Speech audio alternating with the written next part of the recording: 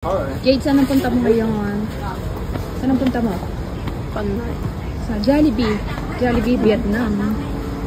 Okay, let's go.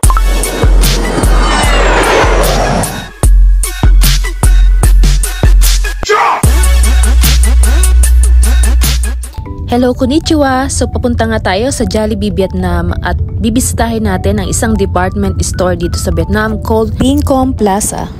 And according to my research ay sobrang daming branches ng Jollibee dito sa Vietnam. Hey guys, we are now here at Vincom Plaza in Da Nang. So sabi nila meron daw dito Jollibee. So magja-Jollibee na kami dito. Tatry namin kung ano ang lasa ng Jollibee dito sa Vietnam. Kung ganoon din sa Pilipinas kasi sobrang na-miss namin.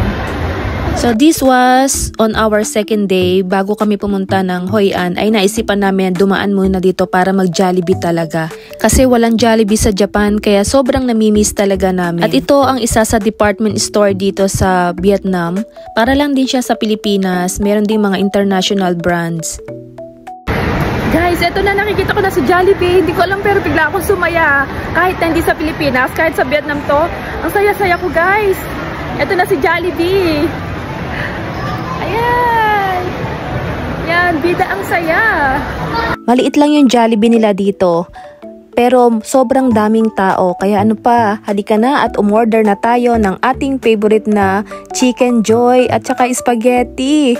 Yan ang namimiss ko guys. Yan ang kakaiba dito. Napansin ko na kakaunti lang yung menu nila dito. Parang mas madami talaga yung pwedeng kainin sa Pilipinas. Guys, wala na silang atong dito guys, gravy. Walang gravy.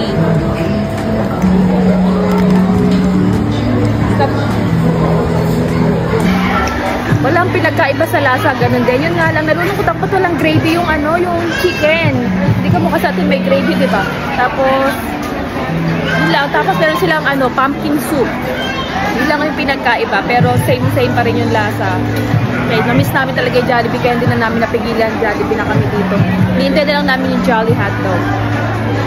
Pero honestly speaking guys, sa sobra siguro dami kong nakain na masarap na pagkain, parang hindi ako nasasarapan sa Jolly Hotdog kasi yung tinapay niya parang matigas na at yung hotdog ay hindi juicy. Pero itong spaghetti ay wala pa rin pinagbago, masarap pa rin talaga. Number 1 itong spaghetti at yung chicken talaga ng Jollibee yung kakaiba. Ewan ko kung anong meron sa breadings niya pero iba talaga. Grabe, nakakabuhay ng lakalamnan. After kumain ay pumunta na nga kami sa Hoi An. Watch nyo lang yung video ko about doon kung hindi nyo pa napapanood. And then kinabukasan, sumabak na naman kami sa buffet breakfast ng Paris Deli. At ayan, iba't ibang pastry na naman ang makikita natin. Yung mga different kinds ng mga ham at mga sausage. And different kinds ng dressing ng salad. And then meron din sila dito ang iba't ibang klase ng cheese. So everyday pinapalitan naman nila yung mga menu nila. Just like today meron siyang pansit, ginisang sayote, meron ulit na maliliit na sausage na parang langgonisa naman na namis. At yung different toppings para sa pancakes at waffles. Meron ding rice at meron itong para siyang adobo. Lasang adobo siya and then may pasta again. Pero this time iba naman, tomato pasta naman siya. At parang apritada ito pero hindi ko siya natikman eh. Meron din mga nilagang kamote at mga steamed vegetables. So everyday meron din silang lugaw, congee at meron silang po. Today's breakfast. Second day breakfast. Sama siya. Tadakimasyo. Dito. Ay, second day na namin dito. Saka yung breakfast namin ay ang sarap. Ngayon ang kinakain ko ay yung lugaw nila. Ang sarap. Kasi meron siyang pork floss. Pork floss. Ang sarap ng combination ng pork floss niya. Tapos yung specialty ng ng hotel na to ay yung yogurt nila na sobrang creamy. Tingnan nyo ha.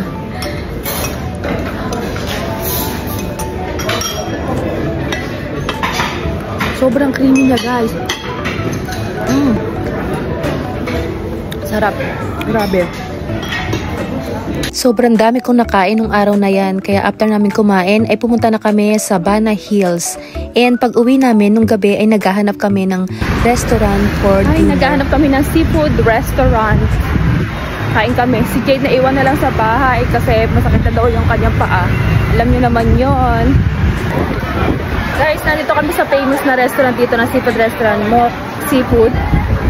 Kasi dinner nila ngayon, ang daming tao. Kaya waiting pa kami, number 57 kami. So, worth it na naman naglakad na rin kami papunta dito. Hintayin na namin. Siguro talagang masasarap yung pagkain dito kasi talagang pinipilahan siya. Na-search lang namin siya sa internet. Kaya ayan, pumasok na kami at hindi kami nagkamali kasi yung drinks pa lang na yan ay 100% na watermelon na talaga siya. Tamang-tama kasi nauhaw ako, kalalakad talaga. And then nag-order kami itong garlic na fried rice nila.